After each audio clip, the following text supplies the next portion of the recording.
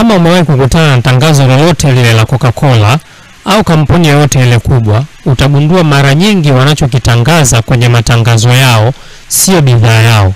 Kwa nini? Kwa sababu ile bidhaa sio biashara yao, ila matokeo ya bidhaa ndio biashara yao. Mfano, tangazo la Coca-Cola utakuta wanatangaza kujumuika na kufurahi pamoja kama marafiki, kama familia. Unakuta kuna chakula, familia imekusanyika na wanafurahi pamoja huku wanashare Coca-Cola.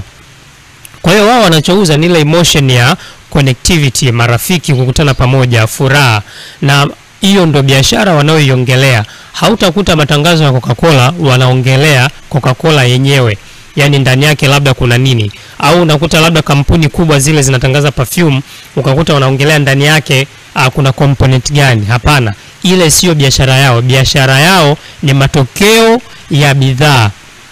Brand kubwa nyingi, unapokuwa umeshika simu ya aina fulani ya kampuni yote unayoipenda, kile kifeeling fulani unachokuwa nacho, ile social status, kuonekana una hali fulani hivi ya kimaisha, yoyote ile ambayo wewe unataka, kama ni hali nzuri sana au hali yoyote, lakini ile ndo ambayo wao wanakuuzia.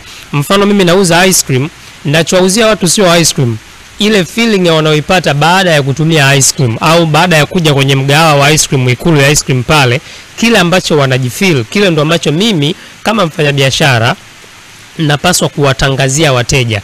Kile ndo ambacho natakiwa kukileta mbele ya wateja, kwamba baada ya kutumia hii bidhaa nini ambacho wanakipata, nini ambacho wanafaidika nacho. Kwa hiyo bidhaa yangu sio biashara yangu, matokeo ya bidhaa yangu ndio biashara yenyewe, na ndio hicho ninapaswa kukitangaza kwa wateja wangu.